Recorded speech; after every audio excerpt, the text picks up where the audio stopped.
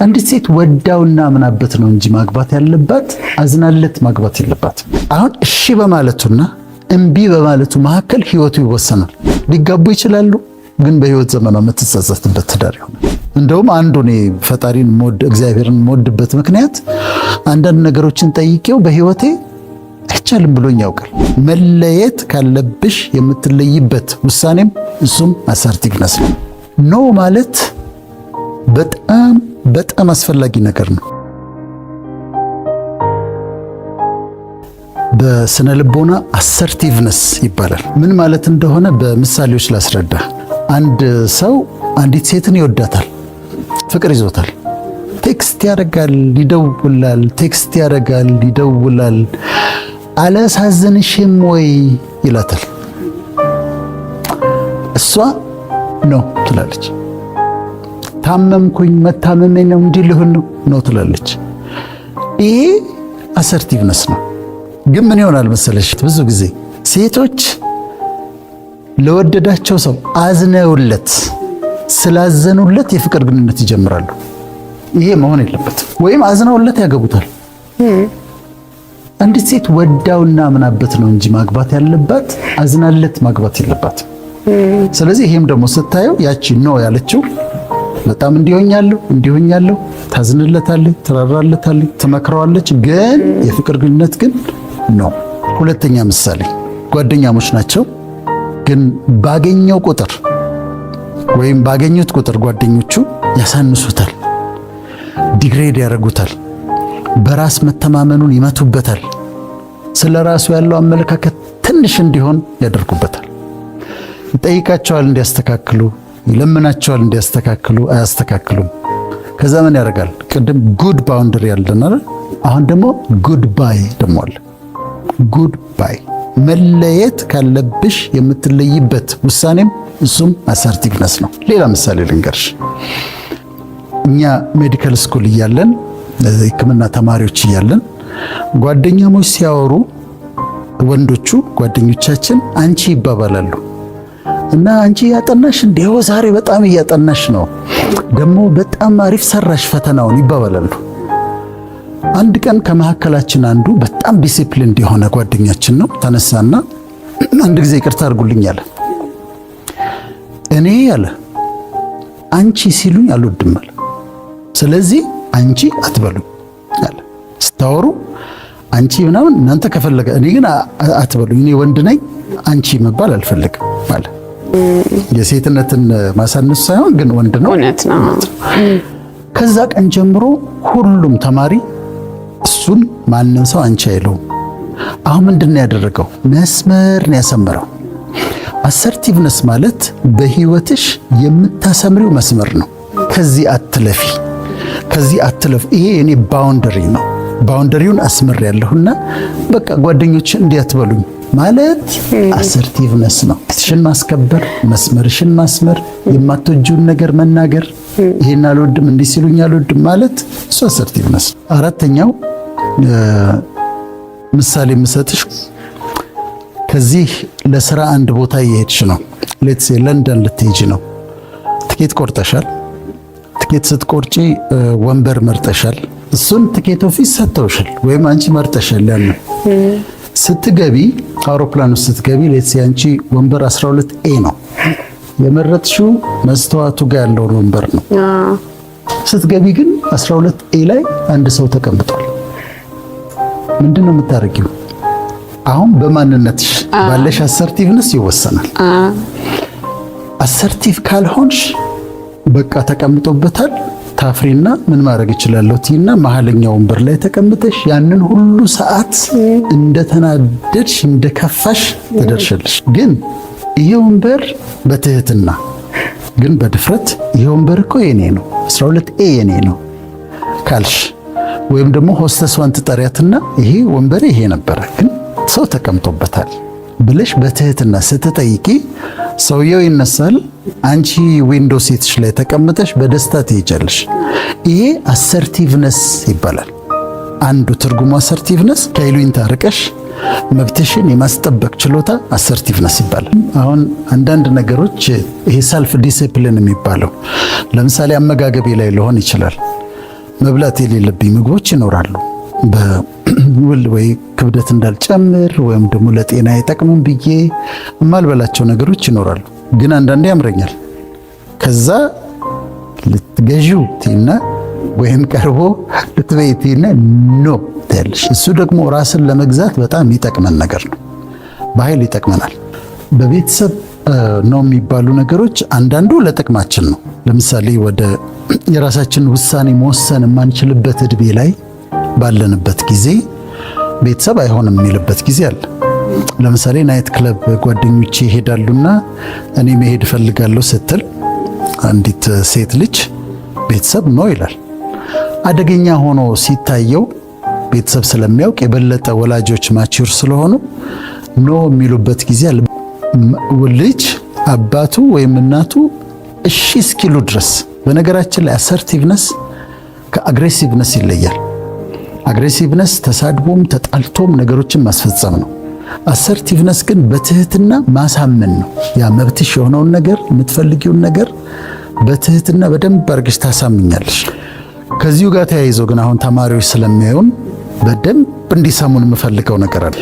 ጓደኞቻችሁ ይመጡና ለተማሪዎቹ እየተናገርኩ ነው፣ እቺን ሞክራት ይላሉ። ሁላችንም እኮ እናጨሳለን እና እቺን ሞክራት ይሉታል። አሁን እሺ በማለቱና እምቢ በማለቱ መካከል ህይወቱ ይወሰናል። ማለት ላይፍ ነው ዲተርሚንድ የሚሆነው። እሺ ካለና አንዴ ከቀመሰው የማይወጣበት ወጥመድ ውስጥ ሊገባ ይችላል።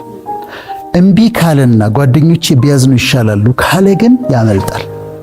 ስለዚህ እኔ የምላቸው ወጣቶችን ተማሪዎችን እምቢ በሉ። ሴይ ኖ።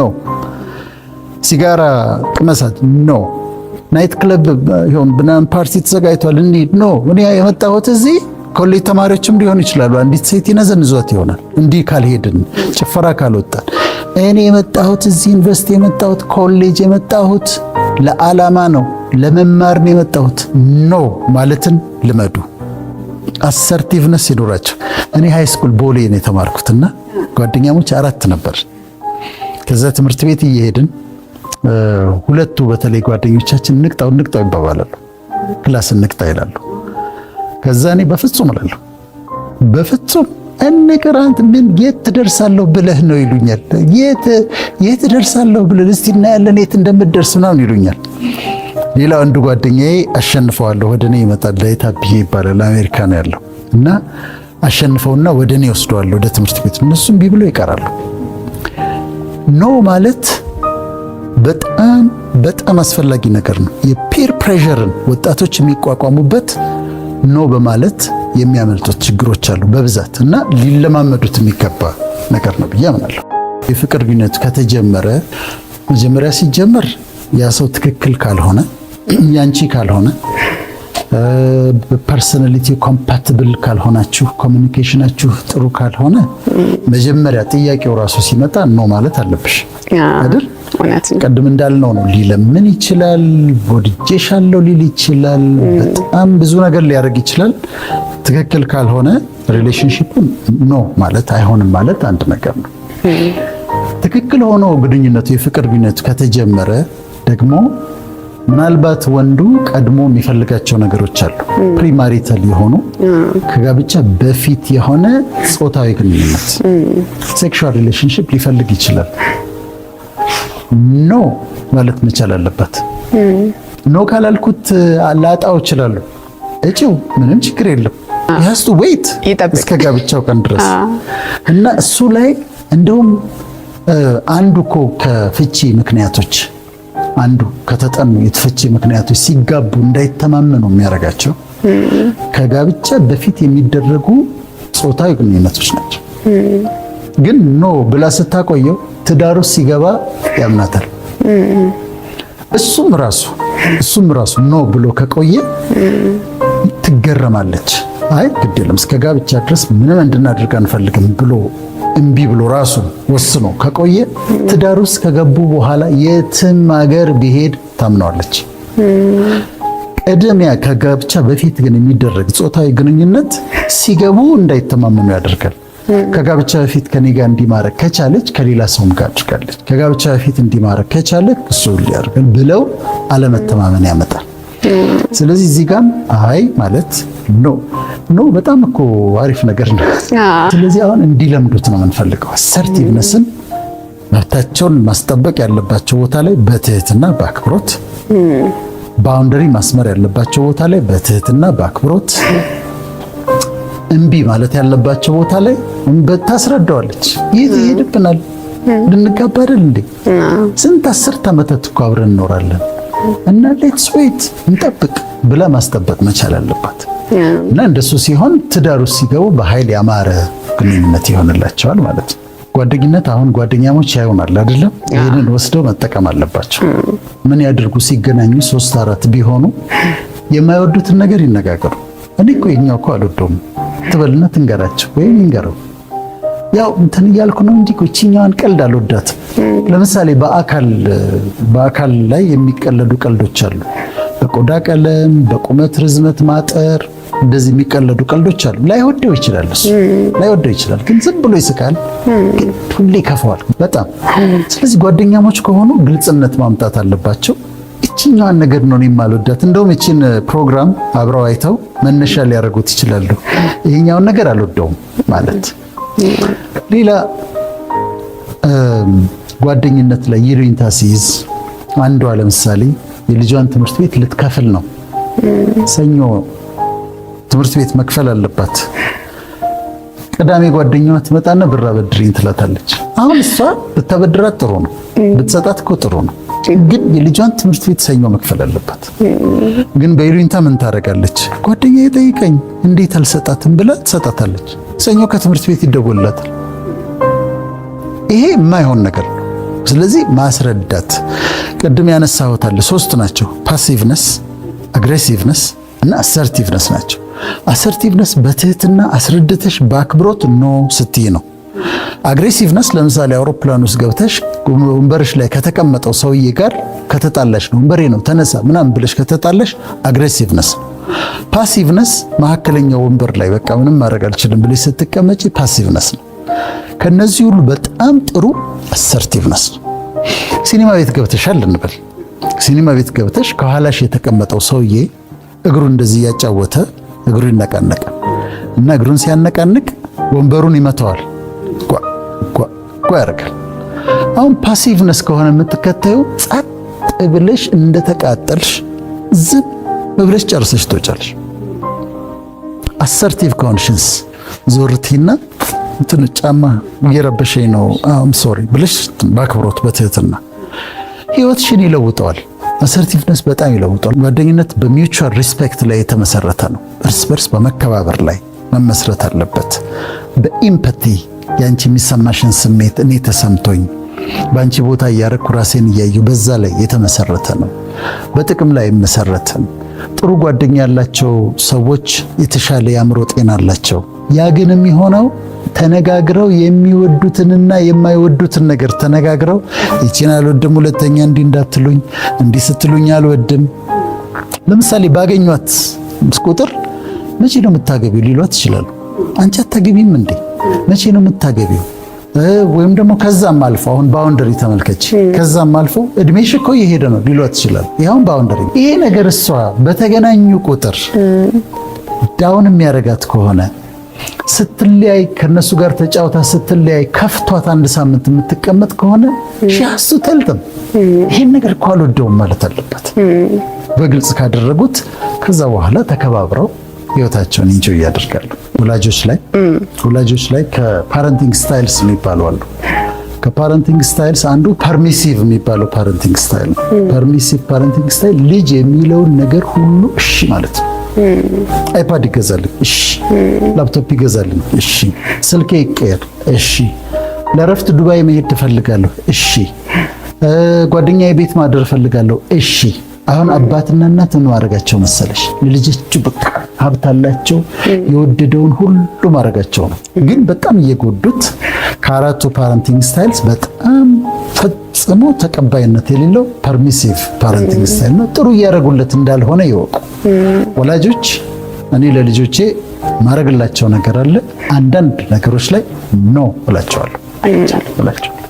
ልደት ልሂድ፣ እሺ እንደዚህ፣ እሺ ዴንጀር የሌለባቸው አጥንቼ ከወላጆቻቸው ጋር ተደዋውዬ አደጋ የሌለበት። ከዛ አንዳንድ ነገር እነሱ ጥሩ የመሰላቸው ግን ጥሩ ያልሆነ ነገር ሲመጣ የዛ ጊዜ ኖ እላቸዋለሁ። እና ወላጆች ገንዘብ ስላላቸው ጥሩ ነገር ያደረጉ እየመሰላቸው ፐርሚሲቭ ሆነው ሁሉን ነገር ለልጅ እሺ ካሉ ልጆቻቸውን ችግር ውስጥ ይከታሉ። እና ስራ ቦታ ላይም አለቃ ነው፣ ጆብ ዲስክሪፕሽን አለሽ።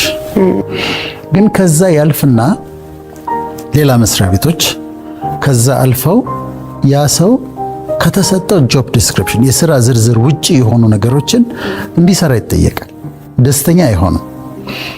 አሁን ምንድነው ማድረግ ያለበት? አንድ ቀን ሊታገስ ይችላል፣ 2 ቀን ሊታገስ ይችላል። አንዱ በስራ ቦታ ወርክ ፕሌስ በርናውት የሚባለው ወርክ ፕሌስ በርናውት ከሚመጣባቸው ነገሮች አንዱ ይሄ ነው። ከስራ ዲስክሪፕሽን ውጪ ከጆብ ዲስክሪፕሽን ውጪ እንዲሰሩ ሲታዘዙ ወይም ከሰዓታቸው ውጪ እንዲሰሩ ሲታዘዙ። አሁን እዚህ ጋር አሰርቲቭነስ እንዴት ነው የሚመጣው? አይጣላም ካለቃው ጋር። ከተጣላ አግሬሲቭነስ ነው። ዝም ብሎ አይገዛም። ከተገዛ ፓሲቭነስ ነው። አሰርቲቭነስ ግን ምንድነው የሚያደርገው? ጊዜ ጠብቅና በጣም በትህትና ሆኖ በአክብሮት ሆኖ አለቃውን እኔ ስራዬ ይሄ ነው፣ ተጨማሪ ይሄን በመሰራበት ጊዜ ይቃጠላል፣ ለልጆቼ ጊዜ መስጠት አልችልም፣ እማነብበት ጊዜ ይወሰዳል። እና እነዚህ ነገሮች ቢነሱልኝ። አሁን አሰርቲቭነስ ላይ ምን አለ መሰለሽ? አክብሮትና ትህትና አለ፣ ጥበብም አለ። ገብቶ በጥበብ በአክብሮት በትህትና ያ ነገር እየጎዳው እንደሆነ መናገር አለበት። ፓሲቭ ሆኖ ግን እዛ ሄደሽ ይሄን አድርግሽ ይሄን አድርግሽ እሱ እያስደሰተ ነው ይመስለው፣ ግን ውስጡ ከፍቶታል።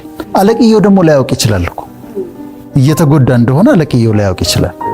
ስለዚህ አሰርቲቭ ስትሆኚ ጥበበኛ ሆነሽ በአክብሮት በትህትና ትገቢና ይሄኛው ነገር አይመቸኝም፣ ሌሎች ቢሰሩት ቤተሰብ ይጠብቀኛል፣ የማንበቢያ ጊዜን ይወስዳልና እንደው ይሄን ብታስተካክልልኝ ታያለሽ። እዚያ ያስተካክልሽ። እና ስራ ቦታ ላይም ኖ ማለት ሳይሆን ይሄ አግሬሲቭ የሆነ ኖ ሳይሆን ስራሽ እንዳታጪ በትህትና ነገሩን ማስረዳት በጣም አስፈላጊ።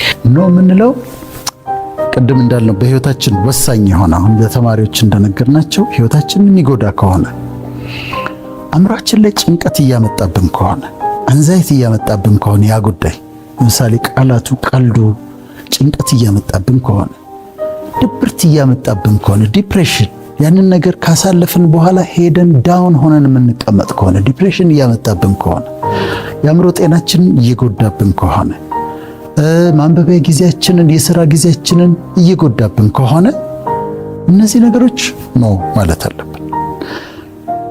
አሁን አንቺ ጋር ቃለ መጠይቅ እየሰጠሁ ነው አይደል?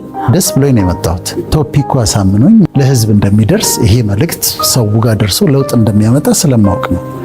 በየቀኑ ብዙ የኢንተርቪው የቃለ መጠይቅ ግብዣዎች ይመጡልኛል። ሁሉን እሺ ብልስ እችላለሁ? አልችልም። አንዳንዶች አዲስ ፕሮግራም ጀምረው ያው እንዲታይ ከመፈለግ ከመውደድ፣ ግን አሁን ሁሉንም እሺ ካልኩኝ መቼ ነው እኔ ሪፊል የማደርገው? መቼ ነው የማነበው? መቼ ነው የማሰላስለው? መቼ ነው ቀደሙ ምጨምረው ደግሞ? ስለዚህ አሁን ሁሉም ጋር ልገኝ ካልኩኝ አይሆንም።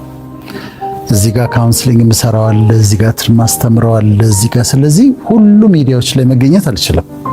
ስለዚህ ሲደውሉልኝ አስረድቼ እንዲህ ስለሆነ ነው በጣም ይቅርታ ጠይቃለሁ ግን አልችልም እላለሁ። በትህትና ነው፣ በአክብሮት ነው። ከዛ ደግሞ የሰራሽውን ነገር እስቲ ዩቲዩብ ላይ ላኪልኝ ወይም ላክልኝና አየዋለሁ እላቸዋለሁ። ኦፌንድ ሳላረጋቸው ሳላስቀይማቸው ነው ማለት ግን እችላለሁ። ስለዚህ ጊዜያችንን የሚፈጅብን ከሆነ ገንዘባችንን የምናጣበት ከሆነ የልጆቻችን የምንሰጠውን ጊዜ የሚወስድብን ከሆነ ጭንቀት የሚያመጣብን ከሆነ ድብርት የሚያመጣብን ከሆነ አላስፈላጊ ሪሌሽንሺፕ ውስጥ የሚያስገባን ከሆነ ቅድም እንዳልነው ነው ባል ማለት ባለመቻል ስላሳዘናት ፍቅረኛዋ ካረገችው ራሷን ከባድ ችግር ውስጥ ይሄ ደግሞ የማይወጣበት ችግር ነው። ከባድ ችግር ውስጥ ሊጋቡ ይችላሉ፣ ግን በህይወት ዘመኗ የምትጸጸትበት ትዳር ይሆናል።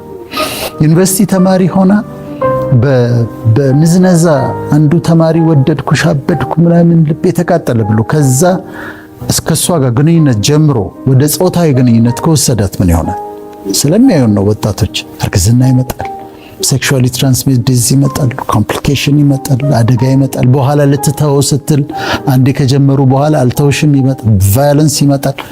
ኖ ማለት በአክብሮት እና በትህትና እጅግ በጣም አስፈላጊ። ይህንን ደግሞ መጨረሻ ነጥብ የማደርገው መቼም ከፈጣሪ የበለጠ ደግ የለም አይደል?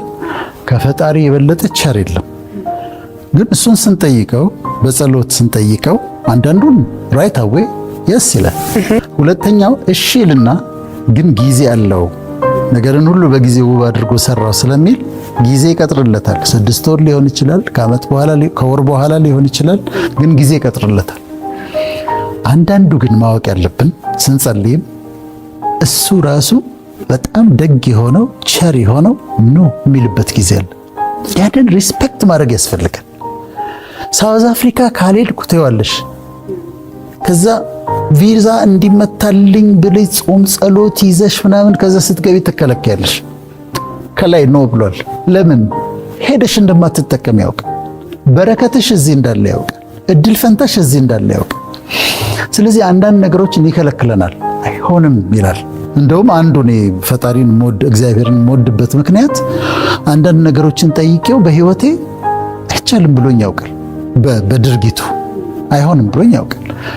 ያ ግን ከቆይቼ ሳየው ያ አይሆንም ያለኝ ነገር ግን እሱ ልክ ነበረ፣ በጣም ልክ ነበረ። እኔ ልክ አልነበርኩም። ፈልጌው የነበረው ነገር የሚያጠፋኝ ነው። ለኛ በፈቃድ ይሁን ካልሽው እኮ እሱ መርጦ እሱ አዘጋጅቶ በትክክለኛው ጊዜ በትክክለኛው ቦታ መልካም ያደርጋል። አንዳንዴ ግን እሱ እምቢ ሲለን እኛ በራሳችን እነሳና በራሳችን ወይ በሌላ መንገድ ትክክለኛ ባልሆነ መንገድ ሄደን ጉቦም ከፍለን ምንም አድርገን ብድግ ብለን ሄደን እንጎዳለን ከፈቃድ ውጭ ወጣን። ስለዚህ በአንዳንድ ንግግሩ እሱ በድርጊቱም አይሆንም ሲልሽ እሺ አመሰግናለሁ ብሎ መስማማት